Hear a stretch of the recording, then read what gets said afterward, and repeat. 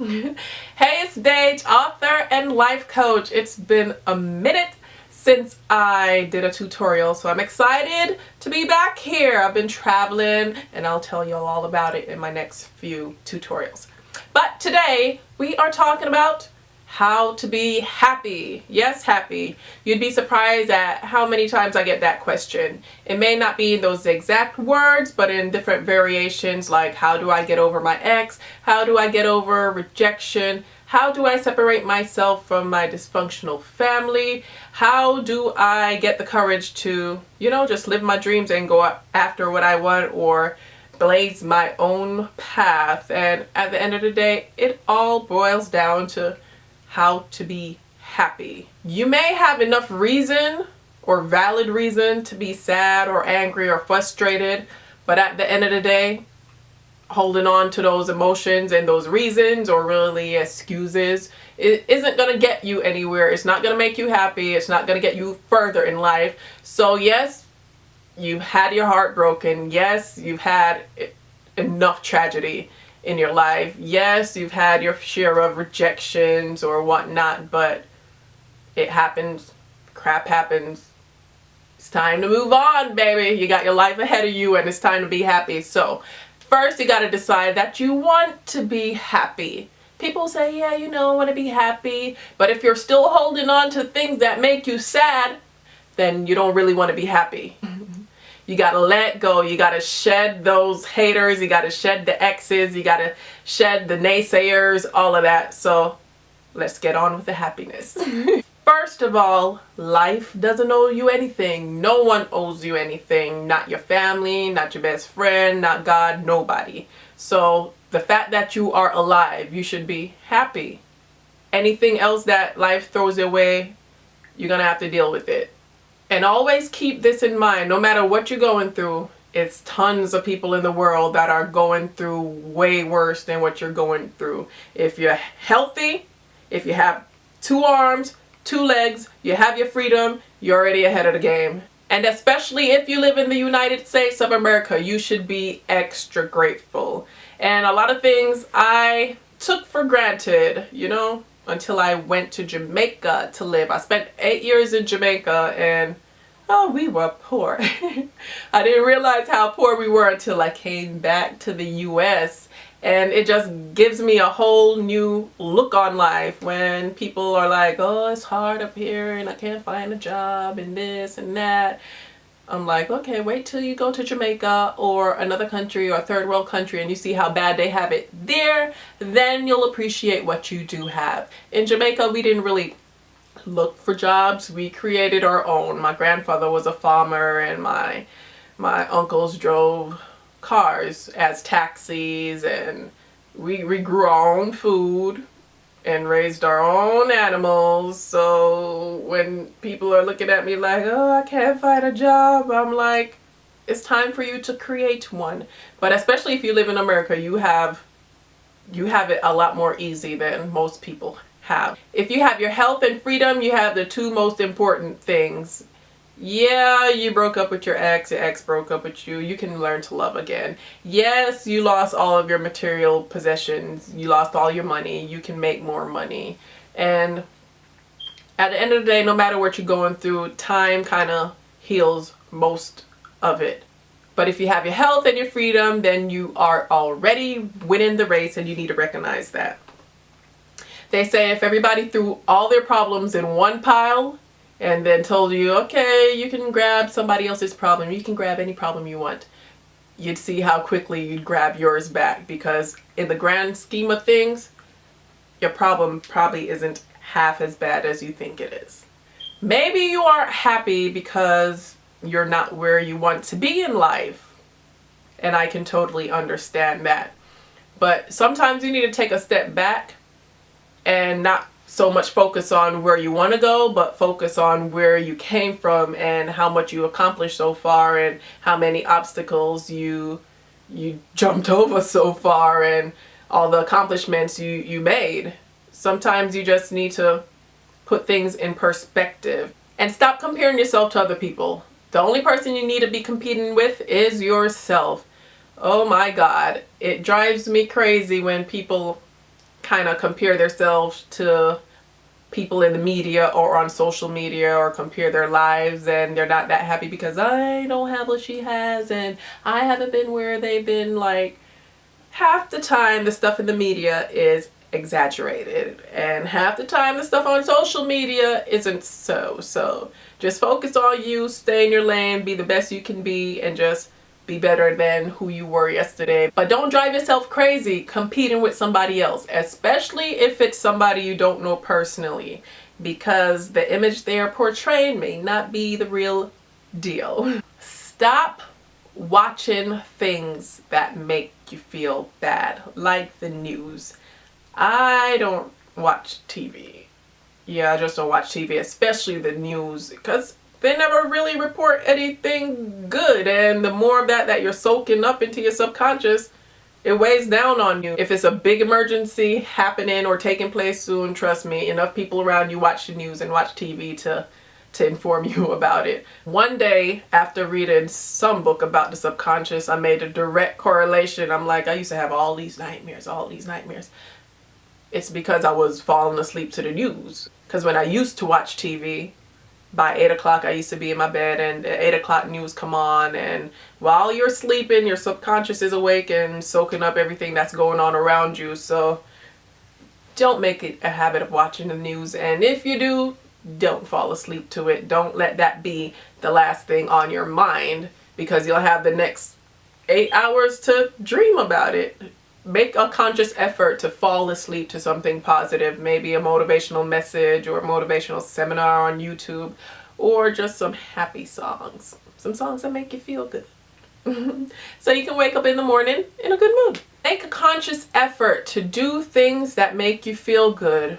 So right after this video, get your phone and go in your memo section, or write on a piece of paper a list of things that make you feel good. And on the days or mornings when you're not feeling yourself, or you're just feeling sad, or just not feeling happy, make a conscious effort to do those things. Maybe you can go see a stand-up comedy show, or I'm laughing because America's Funniest Videos, I haven't watched it in a long time, but man, when I watch that thing, I can't stop laughing. But I'm sure you can find something that makes you feel good on TV or YouTube, just on the days when you need a little pick-me-up. Or go see a comedy movie, or listen to a comedic radio station. They have some stations where it's nothing but stand-up comics giving jokes, and that'll put you in a lighter mood. Getting in touch with nature always makes me feel nice. Let me stop. But getting in touch with nature always makes me feel happy. Walking on the beach, or going jogging in a trail in the woods, or just being outdoors, maybe at a park reading a book, you know, just feeling the sunshine and the crisp air. And it makes me get a whole nother look on life, like how small my problem may be in the grand scheme of things, and it makes me appreciate life much more. So go outdoors, do something nice. And that list of things that make you feel good, you can add little things like places that make you feel good, maybe having a picnic at a park, or just going down to your local bakery for some cupcakes, or certain foods put you in a better mood, you know, chocolate, a glass of Moscato, some strawberries, fruit, whatever makes you feel good, even if it's just temporary. Make a list of those things, because on the days you may not feel like getting out of bed is the days you really need them. So just make sure you have your list, and make sure you have it handy, so on the days when you're not feeling too happy, you can consult your list. Try to find out what your purpose is in life, and no, it may not be easy. That is the one question that most people want to find out. But maybe take some days by yourself, or just think in silence with a notebook and write down whatever comes to mind. If it's hard for you to figure out what your purpose is, then just write down what your passions are, or passion is, and make a conscious effort to pursue it.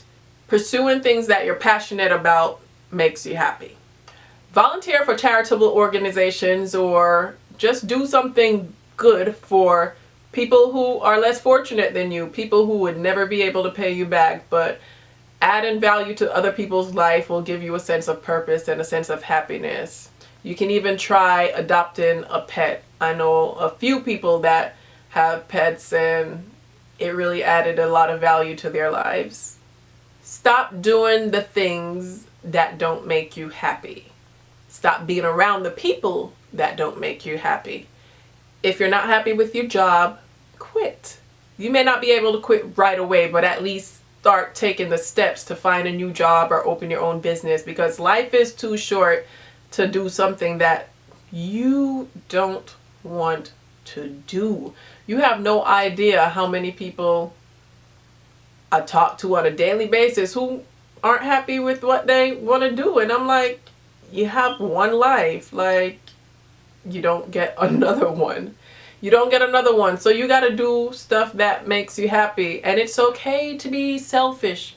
It's okay to be selfish at times, because if you're not happy, then you can't make the people around you happy. So do what you got to do to make you happy. And then you can add value to other people's lives. Then you can make other people happy. Then you can help build them up. But until you build up yourself, till you take that time to build up yourself, then you can't add value to anybody else around you. So it's okay to be selfish until you get to where you need to be. For a lot of people, their happiness is linked to their bank accounts. It shouldn't be like that, but it's a fact. You just don't feel good when you don't have any money. So to change that, you have to make more money. So make a list of things that you do well or things that you love to do and see how you can make money off of it. It may be cleaning, you may have things you can sell. It may be babysitting, pet sitting, pet walking, washing cars, mowing lawns, whatever it is. Make a list of like 100 things that you can do, and all that little bit of money will add up. Because nobody likes to be broke. Just say it. If you don't know your purpose in life, life can be pretty boring, pretty mundane, and pretty depressing. And I know when we have those feelings of, say, sadness or depression, a lot of people don't like to talk about it because it makes them feel weak. But sadness is a part of being human. And a lot more people have the ability to hide it from those even closest to them. I remember my best friend. My best friend, looking at him, interacting with him, you'd never know that he was battling depression. He was a life of the party, he had money, he was living in Los Angeles, in his penthouse, single bachelor, always having an event or party at his house, ride his motorcycle, and he was battling depression. He had some things from all the way in childhood that he didn't deal with. And one day he committed suicide. Later on, we found the little notes and poems that led up to that, but he went up on his penthouse and jumped 12 stories, and he was barely 30. I think he had just turned 30. So depression is real, sadness is real, and if you don't deal with it, it can really escalate. So don't ignore the feelings of sadness. Do what you have to do to make you happy. Quit that job. Separate from your family. I don't care. Blood, stick it in the word. No, it's not. Because I have family that I'm not that close to. And then I have friends that are way closer than family. Because at the end of the day, if your blood or your family will tear you down mentally and talk to you any kind of way and tell you ain't gonna be this and you ain't gonna be that, and if they're like verbally abusive or even physically abusive, nobody has to live like that, boo. You don't have to live like that. Like, separate yourself from them, family or not. You deserve to be happy. Any means necessary. Yeah, but if you're not happy, try to change the things that you can change. Hopefully you have at least one close friend or family member or somebody, a mentor or teacher or church sister, somebody that you can talk to about your feelings, because you need an outlet. You need to get some of that stuff out, and hopefully you'll have some positive feedback from that person coming in. And if it's those who are close to you creating that unhappiness, then you have to separate yourself from it mentally and physically. If you can move If you can change your phone number, if you can block them from your social sites, do what you have to do, because every day just hearing all that negative feedback or being mistreated every day, that takes away a part of you, and eventually you'll have nothing, no happiness left in there. So do what you have to do to create happiness around you. And if it's people around you that are making you unhappy, then find a new circle of positive people and positive friends to be around.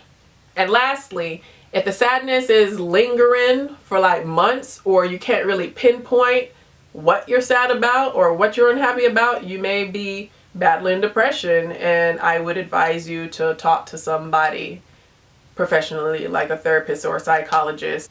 So that's it for today. Hopefully I added some value to your life. Check out my blog, Miss Baje, MISSBAJE, and subscribe to it along with the YouTube channel. And check out my books. The first one was A Goal Digger's Guide, that's GOAL, How to Get What You Want Without Giving It Up. The second one is The Breakup Guide, How to Get Over It in Half the Time. And you can now pre-order The Business of Dating. Alright, y'all. See y'all next time.